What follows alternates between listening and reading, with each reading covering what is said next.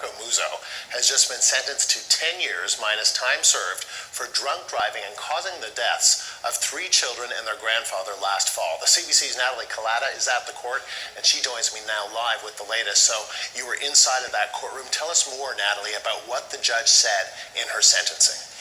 Well, the judge read out the facts of the case. She then went on to talk about aggravating and mitigating factors. One of the things she said that really stuck out to me was this. She said, quote, "The enormous harm caused by Mr. Muzzo is extraordinary." She then went on to say in one foul swoop, he decimated an entire family. One of the points that she made very strongly here, Andrew, is that she said he had a choice, that he had a number of possibilities after flying in from Miami on his private jet, arriving at the airport. He could have taken a bus, he could have taken a limo, he could have taken a cab, he could have asked someone to drive him, and he didn't. She said that choice, of course, had these horrible consequences, absolutely decimating an entire family, 3 generations of that family affected now. So as you can imagine, a lot of pain. So she said the sentence was 10 years per each individual who was killed, which works out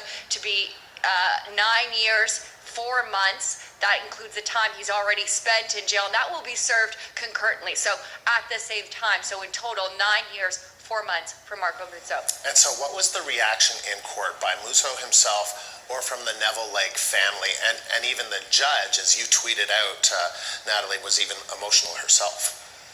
That's right. As she was talking and reading out part of Jennifer Neville Lake's, the mother in this case, victim impact statement, talking about being alone, that her kids are all gone, the voice of the judge ended up cracking. And as she was detailing and listing the actual accident, the impact of the crash, the injuries to the bodies of those little babies, the kids, as well as the grandparents, the mother, Jennifer Neville Lake, sat there, her husband, his arm around her. She was heaving and sobbing quietly, trying to be respectful, not make noise, but it was very evident she was sobbing. And at the same time, as Marco Muzzo was led out of court to go to jail, handcuffed, his family was also crying. So 2 families very much impacted by this ruling here today. And another tweet that you had was about the family hired private security guards. Was that an unusual thing to see? It's something we have seen them do quite frequently throughout this case as the media attention surrounds them. I counted 6 on my way into the court and 6 on my way out, lining the hallways of the court. They're currently standing inside the courtroom behind me, waiting for the family to exit. They'll usher them into a car that will then take them away. There are also 3 York Region police officers who will also assist in getting them into the car. So this is, I think, a reaction to the amount of attention that this has received, not only from the media, but from members of the public who also came here today, who also have been reacting to this sentence. And just to be clear, I didn't say what family. It was the Muzzo family that have these private security guards. Yeah. Okay. Correct, the Muzzo family, yes. Thank you very much, Natalie. The CBC's Natalie Collada in Newmarket, Ontario. So a little more background on this case. This occurred in September 2015. And this murderous devil, Marco Muzzo, he comes from a very rich, a filthy rich construction family that's worth almost $2 billion. They own a very lucrative construction firm. Anyways, he was at a bachelor party in the States. I've heard from some people, I heard Miami, other people have said it was in Vegas, but who cares? Wherever he was at a bachelor party somewhere in the States, flew home on his private jet, and I guess he was doing quite a bit of drinking on this jet. And when he got home, instead of being responsible, and he had more than enough, being a billionaire, he had more than enough money. He could have called a limo, called a cab, gotten one of his friends to drive. Heck, he had enough money that he could have flown home in a helicopter if there was enough space to land it on his property. But he selfishly chose to drive home drunk, was driving on a 2-lane country road, 1 lane for each direction. The speed limit's 80 kilometers an hour. Yeah, the speed limit's 80 kilometers an hour, 50 miles an hour. And he was actually doing 160 kilometers an hour or 100 miles an hour.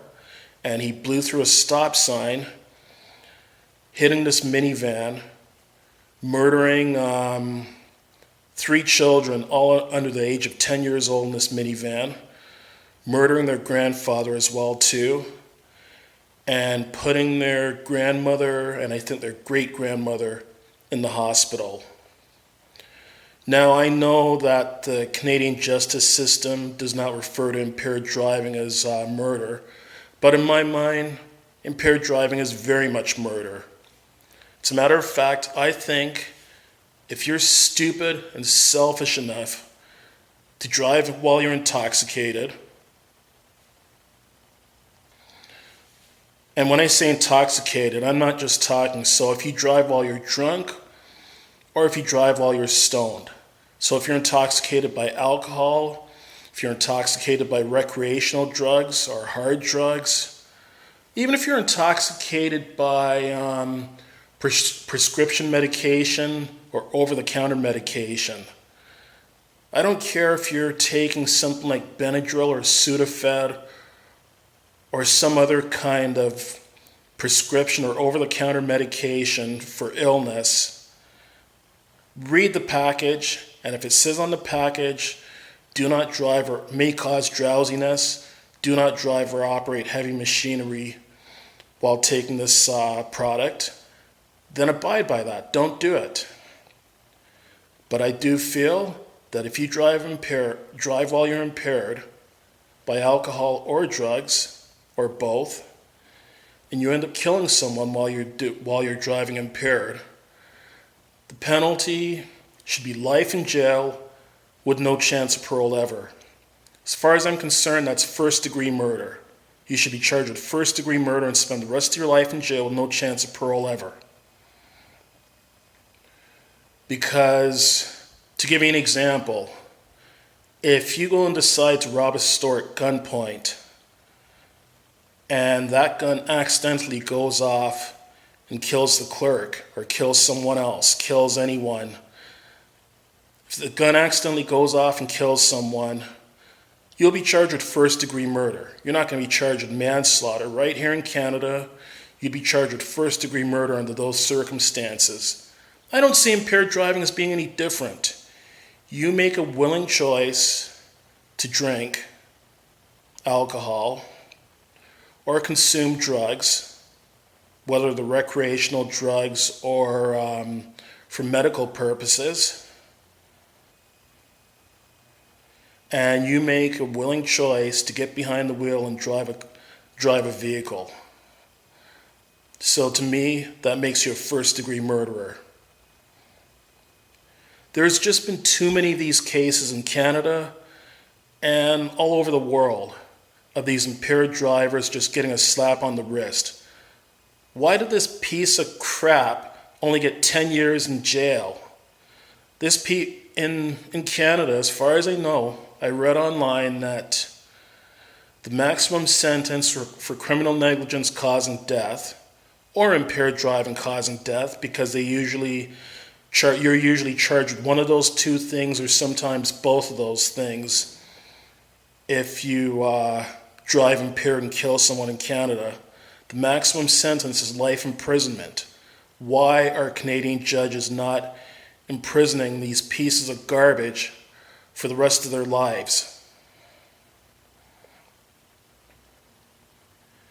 If you think that that's too heavy-handed, a life sentence for taking someone else's life while driving impaired, well, quite frankly, you're an idiot.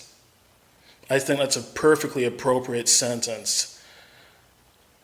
And from the bottom of my heart, I hope that anyone who decides to willingly go out and drive while they're intoxicated, from the bottom of my heart, I hope you drive over a cliff or drive into a tree and kill yourself. And hopefully you don't end up injuring or killing anyone else along with you. I have no sympathy whatsoever on impaired drivers. Impaired drivers are scum.